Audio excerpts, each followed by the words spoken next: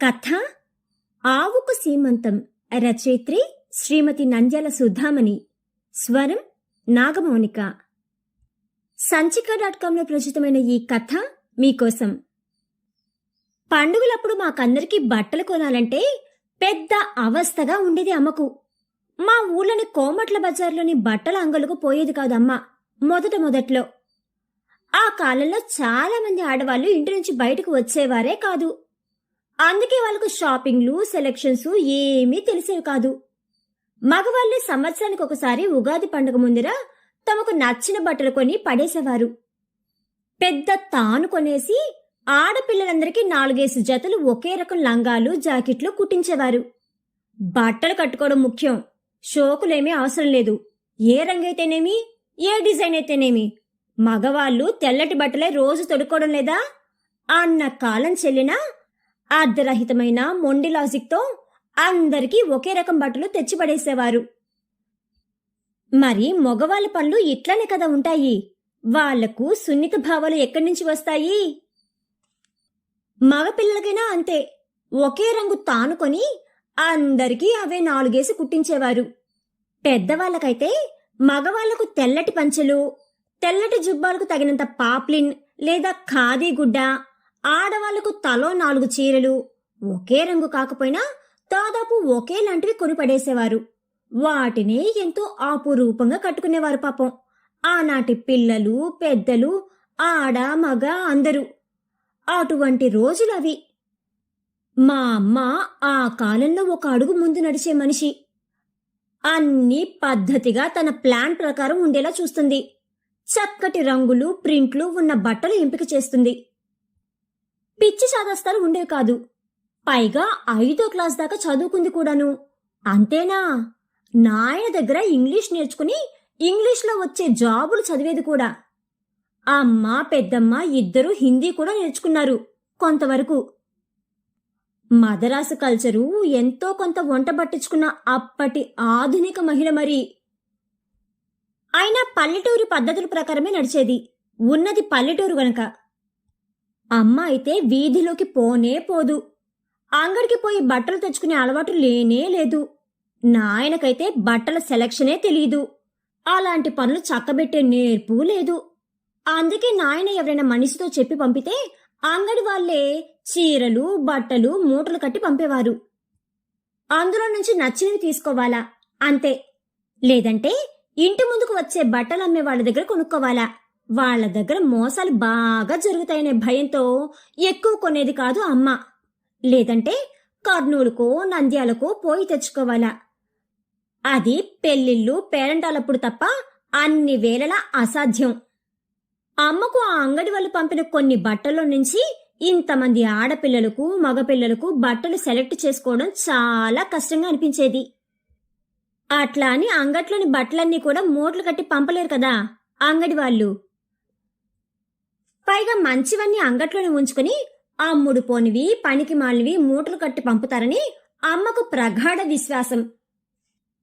అమ్మ ఇబ్బందిని గమనించిన యశోదత్త, ఆ ఊళ్ళోనే ఉన్న మా అమ్మ వాళ్ళ పిన్నమ్మ ఒక ఆవిడ ఈ విషయంలో అమ్మకు నచ్చజెప్పినారు. అప్పటికే వాళ్ళు బట్టల అంగళ్ళకు వెళ్లి కొని తెచ్చుకునేవారు. అందుకే తాము వెంట వస్తామని, కాలం మారుతున్నదని, బట్టల దుకాణానికి పోవడం తప్పేం కాదని, అంత సంకోచపడవలసిన అవసరం లేదని నచ్చజెప్పి తమకు తెలిసిన అంగళ్లకు తమ వెంట తీసుకెళ్లేవారు. మా తాతగారు సరేనన్నారు. అట్లా అమ్మకు పండగల ముందు బజారు వీధిలోని బట్టల అంగలకు పోవడం అలవాటైంది. మేము అమ్మతో పాటు పోతూ ఉండేవాళ్ళం. ఆమె మహారాణిలా నడుస్తూ ఉంటే మేము ఆమె సైనికుల్లా, ఎస్కట్టుల్లా ముందరో వెనకో ఆమెతో నడిసేవాళ్ళం, బ్యాగులు వగైరా పట్టుకుని. పెద్దింటి కోడలైన మా అమ్మ నిండుగా చీర కొంగును కప్పుకొని తల వంచుకుని బజార్లో ఓ చివరగా ఒద్దిగ్గా ఒదిగిపోయి నడుస్తూ ఉంటే అందరూ ఆమెను ప్రత్యేకంగా గమనిస్తుండేవారు, గౌరవించేవారు. ఆమె చెవులకున్న పెద్ద పెద్ద రవ్వల కమ్మలు, పెద్ద బేసరితో ఉండే ముక్కు పుడకలు ఎండపొడపడి ధగధగా మెరిసిపోతుండేవి. నుదుటన పెట్టుకున్న పెద్ద కుంకుమ బొట్టు శోభ అయితే చెప్పతరం కాదు. పట్టు చీర కట్టుకుని ఆమె ఒద్దికగా నడుస్తుంటే చూడముచ్చటగా ఉండేది. ఆమె పిల్లలమైనందుకు ఒకంత గర్వంగా ఉండేది. ఆమె కాళ్లకు తొడుక్కున్న హవాయి చెప్పులు పటపట చప్పుడు చేస్తుండేవి. అయినా అంత భయపడిపోతున్నట్టు, తప్పు చేస్తున్నట్టు, అంత సిగ్గుపడుతూ నడవాల్సిన అవసరం ఏమో నాకైతే అర్థమయ్యేది కాదు. నేను జయ అయితే ఎగురుతూ దూకుతూ నడిచేవాళ్ళం. అమ్మ మమ్మల్ని నిలుపు నిదానం నేర్చుకోమని మందలిస్తూనే ఉండేది. అయినా మా దారి మాదే. ఏ దుకాణానికి పోయినా అమ్మను ప్రత్యేకంగా గౌరవించేవారు. అమ్మ బట్టల ఎంపిక చాలా ప్రత్యేకంగా నాణ్యంగా ఉండేది. ఆ దుకాణదారులను యక్ష ప్రశ్నలు వేసేది. అరల్లో ఉన్న బట్టలు అన్నిటినీ తీయించి ఉన్న వాటిలో నాణ్యమైన అందమైన వస్త్రాలను ఎంపిక చేసేది. అందుకే ఆ ఊళ్ళో ఆడపిల్లల అందరిలోకి మేం వేసుకునే దుస్తులు ఒక ప్రత్యేకతను సంతరించుకుని ఉండేవి. పైగా మద్రాసులోని మా బంధువుల ద్వారా పట్టులంగాలు, చిన్నాలం పట్టు అనే ఒకానొక ఆర్టిఫిషియల్ పట్టులంగాలు, చీరలు తెప్పించేది. అవి ఎంతో అపురూపంగా అనిపించేవి అందరికీ. అమ్మ అంగట్లోకి వచ్చిందని తెలుసుకున్న దుకాణదారుల ఇళ్లలోని ఆడవాళ్లు దుకాణంలోకి వచ్చి అమ్మను పలకరించేవారు. అమ్మ వ్యాపారం అంతా పూర్తయ్యాక ఇంట్లోకి తీసుకుని పోయి ఆదరంగా మాట్లాడి బొట్టు, తాంబూలం ఇచ్చి పంపేవారు. అలాంటప్పుడు ఒకసారి జరిగింది ఈ సంఘటన. ఆ రోజు రామాంజనేయులు గారి బట్టల అంగడిలో అమ్మ చాలా చాలా బట్టలు కొన్నది. అంతా అయ్యేసరికి సాయంత్రం 4:30 అవబోతున్నది. ఆ శెట్టిగారి ఇంటావిడ నాగమ్మ వాళ్ళ చూడి ఆవుకు సీమంతం చేస్తోందట. ఆ మాటకు ఫక్కున నవ్వొచ్చింది నాకు. అమ్మ వారిస్తున్నట్టుగా చూసింది. అమ్మను కాసేపు ఉండి పేరంటమైనాక తాంబూలం తీసుకుని వెళ్ళమని చాలా అభిమానంగా ప్రేమగా చెప్పింది నాగమ్మ. కాని అమ్మకేమో ఇంటికి పోయి సాయంత్రం వంట పని చూసుకోవాలని తొందర. ఈ ఇంట్లో ఇంకా చిన్నపిల్లలున్నారు. వాళ్ళు ఏడుస్తారని ఆతృత పడుతున్నది. అమ్మ ఎంత చెప్పినా వినలేదు నాగమ్మ. పసుపు కుంకుమకు పిలిస్తే వద్దలకూడదని నీతులు కూడా చెప్పింది. కాని నాకు మాత్రం ఆవుకు సీమంతం ఎట్లా చేస్తారో చూడాలని ఆత్రం. అంతవరకు నేను ఈ వింత తంతును ఎప్పుడూ చూడలేదు. మా ఇంట్లో ఇన్ని ఆవులున్నా అమ్మ ఎప్పుడూ వాటికి సీమంతాలు, వాటి పిల్లలకు నామకరణాలు చెయ్యలేదు. అదేదో చూసి తీరాలనుకున్నాను. అందులో అలాంటి విశేషమైన సంఘటనలు చూడటం అంటే మహా కుశాలు నాకు.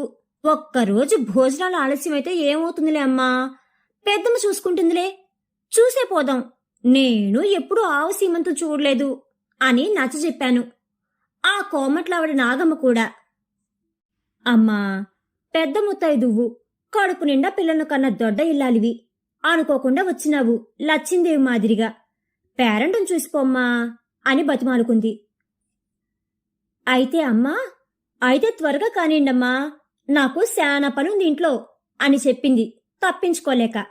సరేనన్నది నాగమ్మ. ఆవును వాళ్ళ ఇంటి వెనక భాగంలోకి తోలుకొచ్చాడు జీతగాడు.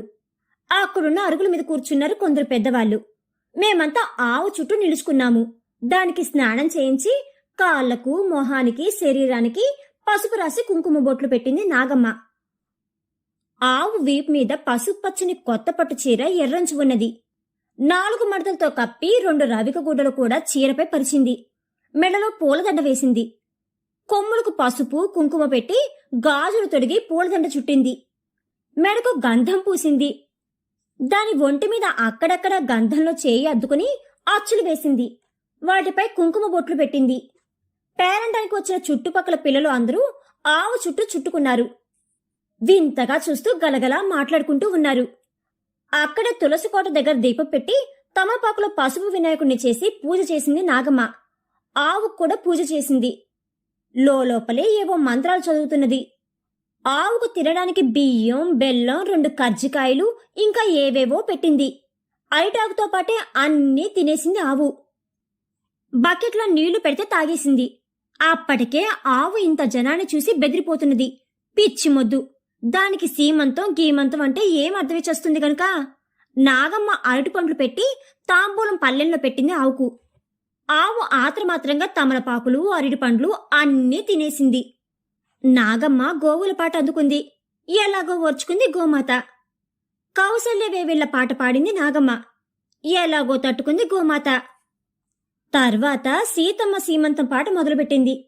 ఎంతకీ ఆ పాట పూర్తి కావడం లేదు. జీతగాడికి కూడా విసుగు పుట్టినట్టుంది. మాటి మాటికి జోబీలో బీడీలు తడుముకుంటున్నాడు. ఆవుకు అకస్మాత్తుగా ఏమైందో ఏమో తెలీదు. ఎంత బోరు కొట్టిందో, ఎంత ఓర్పు నశించిందో, ఎంత నిబ్బరించుకోలేకపోయిందో, నాగమ్మ పాటకు బెదిరిపోయిందో తెలీదు. జీతగాడి పట్టు విడిపించుకుని ఒక్క గింతులో బయటకు పరుగు తీసింది. అందరం ముందు నివ్వెరపోయాము. తర్వాత పకపక వికవిక నవ్వులు మొదలైనాయి. జీతగాడు ఆవు వెనుక పరిగెడుతున్నాడు. ఎక్కడ తన్ను పట్టుకుంటాడో ఏమోనని అది మరింత వేగంగా పరిగెత్తింది. నాగమ్మ ఏమో అయ్యో నా పట్టుచీర నా పట్టుచీర అని దాని వెంట పరిగెత్తడం మొదలుపెట్టింది. ఆమె వెంట ఆమె కోడళ్ళు మనువలు పరిగెత్తినారు. ఆమె వెంట పోకపోతే అత్తగారు ఏమనుకుంటుందో అన్నట్టు పరిగెత్తినట్టు ఆగుతూ ఆగుతూ నడిచినారు కోడళ్ళు. తన వెంటన్ సిరిలచ్చి వెంట అవరోధ వ్రాతమున్, దాని వెనుక పక్షీంద్రుడు వాని వెనుక ధను కౌమోదకి శంఖ చక్ర నికాయంబును, ఆ వెనుక వైకుంఠపురంబునందలి ఆబాల గోపాలమున్ అన్నట్టు అందరూ పరుగులే పరుగులు. పట్టుచీర దొరుకుతుందో లేదో చూద్దామని నేను కూడా వాళ్ళ వెనుక పరిగెత్తాను. అమ్మ వారిస్తున్నా వినకుండా నా వెనుక కొందరు పిల్లలు కూడా ఉరుకులు పరుగులు పెట్టినారు. ఆ పరుగులో ఆవు పైన కప్పిన పట్టుచీర రవిక గుడ్డలు బురద గుంటలో పడినాయి. జీతగాడు ఆవును పట్టుకోలేదన్న కోపంతో అతడిపై తిట్లకు లంకించుకుంది నాగమ్మ. అతడు తిట్లు తిన్న బాధతో చేతిలోని కట్టెతో 2 దెబ్బలు వేసినాడు ఆవును. అదన్నమాట ఆవుకు సీమంతం వేళ జరిగిన సత్కారం. బురద అంటిన పట్టుచీర జాకెట్లు దొరికినందుకు ఆనందపడింది నాగమ్మ. ఎట్లనో ఆవును దొరికించుకుని తిరిగి తీసుకొచ్చి గుంజుకు కట్టినాడు జీతగాడు. ఈ లోపల ఈ వ్యవహారం అంత తొందరగా తేలేదు కాదని అమ్మ అక్కడున్న వారెవరి చేతో బొట్టు పెట్టించుకుని తాంబూలం తీసుకుని ఇంటి దారి పట్టింది. నేను ఈ వినోద కార్యక్రమం శాంతం పూర్తయితే గాని ఇంటికి రానని నిశ్చయించుకుందో ఏమో నన్ను వదిలేసి తను గబగబా ఇంటికెళ్ళిపోయింది. పెద్ద శెట్టి అంగడిని వదిలేసి ఇంటి వెనక్కొచ్చి నాగమ్మను ఒకటే తిట్టడం, కొత్త పట్టుచీను పాడు చేసినందుకు. నీ మొహం మండ పక్షిపీనిగా, నీ పిన్నం పిల్లులకు పెట్ట, ఈ తెక్క ఆచారాలని ఎవరు నేర్పించినారే? మా అమ్మ ఎన్నడూ ఇటువంటి పేరంటాలు చెయ్యలే, యాడ్ నేర్చుకున్నవి ఇవన్నీ అని నిలదీసినాడు ఆంజనేయులు శెట్టి. నాగమ్మ బాధగా కన్నీళ్లు ఒత్తుకుంది. అంతలోనే తేరుకుని వీరనారి వలె తిరగబడింది. నీకేం తెలీదు, ఉత్త ఆకటా వికటం మనిషివి. నువ్వెప్పుడేం మాట్లాడతావో నీకే అర్థం కాదు. అన్నీ రెటమతం మాటలు మాట్లాడతావు, అన్నీ మర్చిపోయి సస్తావు. మీ అమ్మాయి నాకు నేర్పించింది. మనకు పిల్లలు పుట్టడం ఆలస్యమైతే మీ అమ్మ మనిద్దరి చేత మన ఇంట్లో ఉన్న ఎర్రావుకు సీమంతం చేయించలేదా? దాని తర్వాతే కదా మనకు పెద్దోడు పుట్టినాడు. అందుకే కదా మనం వాడికి గోవర్ధనుడు అని పేరు పెట్టినాము. అన్నీ మర్చిపోయి మాట్లాడతావు. నన్ను తిట్టడం అంటే ఎత్తిన చెయ్యి నీకు. ఇల్లు సల్లగా ఉన్న నీకే కదా ఈ సీమంతో చేస్తా ఉన్నాను. ఇది మాంతమైన ఆవు కాబట్టి ఇట్లా ఉరికింది. మంచి ఆవులైతే బాగా నిలబడి పూజ చేయించుకుంటాయి. పూజ చేస్తా ఉంటే పరిగెత్తడం ఏం మాయరోగం ఈ ఆవుకు? పెట్టినవన్నీ తిని గమ్మున నిలుచుకోవచ్చు కదా అని దులిపి పడేసింది భర్తను. బురదను తడిగుడితో తుడిచి చీరను రవిక గుడ్డలను తాడు మీద ఆరేసింది. అయినా ఒక్క పట్టు చీరంత ఇల్లు కూడా ఈడమ్మ నా మొగుడు నాకు 40 ఏండ్లు కాపురం చేసినా కూడా అని అందరితో చెప్పి తన దురదృష్టానికి చిన్న ఏడుపు ఏడ్చి ముక్కు చేదుకుంది నాగమ్మ. ఆ మాటకు జవాబు ఇయ్యలేనట్టు అరుగు మీద కూర్చొని ఆకాశంలోకి చూస్తూ కూర్చున్నాడు శెట్టి. తొందరపడి తిట్టినందుకు పశ్చాత్తాపడుతున్నట్టున్నాడు. తనకు నచ్చిన చీరను తనకు దక్కకుండా అత్తగారు తనకే కావాలని మొండికి బడి సొంతం చేసుకున్నందుకు పెద్ద కోడ్లకి మొన్నటి నుంచి లోపల బాధగానే ఉంది. కాని కక్కలేక మింగలేక మదన పడుతున్నది. అప్పటికి తోటి కోడలతో చెప్పి కళ్ళొత్తుకుంది. అత్తగారు ఆవు మీద కప్పిన చీరకు బురద అంటడంతో మామగారు అత్తను తిట్టడంతో ఆమె కడుపు మంట కాస్త చల్లబడినట్టు అనిపించింది. పక్కన వాళ్ళతో అత్తగారి దాస్తికాన్ని గురించి రహస్యంగా గుసగుసగా చెప్పి ఉక్రోషాన్ని మరికొంత ఉపశమింపజేసుకున్నది. ఇంతలో నాగమ్మ రెండో కొడుకు దుకాణంలో నుంచి లేచి వచ్చి చిరాకు పడుతూ, అమ్మా ఎంత చాద తుప్పినివే నీ పాసుగోల, పాతకాలం పేరంటలు మానుకోవా? మనుషులకి ఏడుకలు చెయ్యలకు సస్తా ఉంటే నువ్వు ఆవులకు బరిగొడ్లకు సీమంతాలు చేస్తూ కూర్చో. అక్కడిగా నీకు స్వర్గంలో సీటు రాదా? దీంతో నీ పుణ్యమంతా పుచ్చిపోయిందా? ఏ కాలానికి తగినట్టు ఆ కాలానికి ఉండాలి గాని నీ తిక్క పనులు మానుకో, ఇంకా సాలు గాని అని అమ్మను దుయ్యబట్టినాడు. భార్యను కొడుకు దండిస్తుంటే పెద్ద శెట్టికి పెద్ద కోపం వచ్చేసింది. వెంటనే ప్లేటు ఫిరాయించేసినాడు. ఈ మిషతో భార్య తనపై వేసిన నిష్ఠూరానికి కొంత మలాము పూసినట్లవుతుందని, ఆమె ముందు ముందు మాట్లాడబోయే సూటిబోటి మాటలను తట్టుకోవడానికి డాలు మాదిరిగా కూడా ఉపయోగించుకోవచ్చని భావించినాడో ఏమో. కొడుకు వైపు తీక్షణంగా చూస్తూ, చాలేవాయ్, మీ అమ్మను తప్పులు పట్టేంత పెద్దోడువైనావా నువ్వు? మీ అమ్మ ఇట్లా పూజలు చేయబట్టే మన కుటుంబం పాల పొంగు మాదిరి పైకి వచ్చింది. మీ అమ్మ నోములు రథాలు చేయబట్టే లచ్చిందేవి మన ఇంట్లో తిష్ట వేసుకుని కూర్చుంది. మీ అమ్మ ఈ ఇంటి అదృష్ట దేవత. మీ ఇద్దరు అన్నదమ్ముల పిల్లల మాదిరిగా దేవుడు దైవం లేకుండా సినిమాలకు తిరుగుతుంటే ఇల్లు ఏమయ్యేదో. పెద్ద మనగాడివి, మీ అమ్మను దండించడానికి వచ్చినావు. నీ పెండ్లని దారిలో పెట్టుకోపో ముందు, పనికి మన యదవ ఎక్కన్నో అని కొడుకును మందలించి భార్యను సమర్థించుకొచ్చినాడు పెద్ద శెట్టి. తనను వెనకేసుకొచ్చినందుకు నాగమ్మ భర్త వైపు లాలనగా చూసింది. ఆయన అంతకు ముందు తిట్టిన తిట్లన్నీ మర్చిపోయి అనవసర విషయాల్లో కలిగించుకొని తండ్రి చేత తను తిట్లు తినడమే కాకుండా తమ తోటి కోడళ్ళిద్దరిని కూడా తిట్టించినందుకు భర్తను కొరకొరా చూసింది చిన్న కోడలు. చిరాకుగా చూసింది మరిది వైపు పెద్ద కోడలు. అక్కడ చేరిన వాళ్ళందరూ కలిసి గోవుకు సీమంత చేస్తే చేయవచ్చుగాక పాత పట్టు చీర కప్పి చెయ్యాలని తీర్మానించినారు. అప్పుడు ఆవు తప్పించుకుని పోయినా పెద్ద బాధ ఉండదు అన్నారు. ససేమిరా ఒప్పుకోలేదు నాగమ్మ. ఆవు అంటే లక్ష్మి అని, అమ్మవారికి మనం కట్టి విడిచిన పాత పట్టు చీర ఎట్లా కప్పుతామని, అది అమ్మవారికి అపచారమని ఆమె వాదన. ఏటో చెప్పలేక తల చేత్తో కొట్టుకుంటూ, ఈ చాదస్తు పీనుకు నచ్చ చెప్పలేక సస్తున్నా.